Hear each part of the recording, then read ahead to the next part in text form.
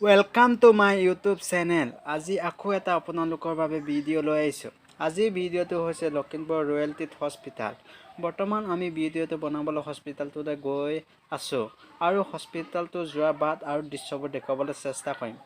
এই ভিডিঅ'টো বনোৱাৰ এটা উদ্দেশ্য আছে। মই যেতিয়া নৰ্থ লখিমপুৰ কলেজত পঢ়ি আছিলোঁ তেতিয়া মোক বহুতে ৰয়েলটি হস্পিটালটোৰ বিষয়ে সুধিছিল। তেওঁলোকে ৰয়েলটি হস্পিটালটো ক'ত আছে আৰু কোনফালে যায় ভালদৰে নাজানিছিল। সেইবাবে ভিডিঅ'টো বনাইছোঁ। ৰয়েলটি হস্পিটালটোৰ বিষয়ে অলপ ক'ব ওলাইছোঁ। এই হস্পিটালটো এটা প্ৰাইভেট হস্পিটাল। এই হস্পিটালটো কেলমাটিত আছে। কেলমাটি আৰক্ষী চকীৰ লেফ্ট চাইডত এটা ৰাস্তা আছে। সেই ৰাস্তাটোৱে অলপ গ'লে ৰয়েলটি হস্পিটালখন পাব। পহুমৰাৰ পৰা গ'লে আপোনালোকে ৰাইট চাইডত কেলমাটি আৰক্ষী চকী পাব আৰু লেফ্ট চাইডত এটা ৰাস্তা হ'ব। সেই ৰাস্তাটোৱেদি অলপ গ'লে ৰাইট চাইডত ৰয়েলটি হস্পিটালখন পাব।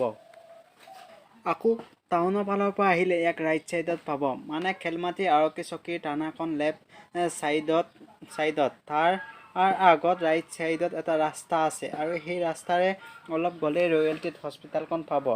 যিহেতু চৰকাৰী চিকিৎসালয়ত মানুহৰ বেমাৰ আজাৰ অলপ ট্ৰিটমেণ্ট লেহেমীয়া হয়, কিন্তু প্ৰাইভেট হস্পিটালত যিহেতু টকা দিবলগীয়া হয়, সেইবাবে প্ৰাইভেট হস্পিটালত ট্ৰিটমেণ্ট ইমাৰ্জেঞ্চি হয়। এই হস্পিটালটো এটা ভাল প্ৰাইভেট হস্পিটাল। ধন্যবাদ।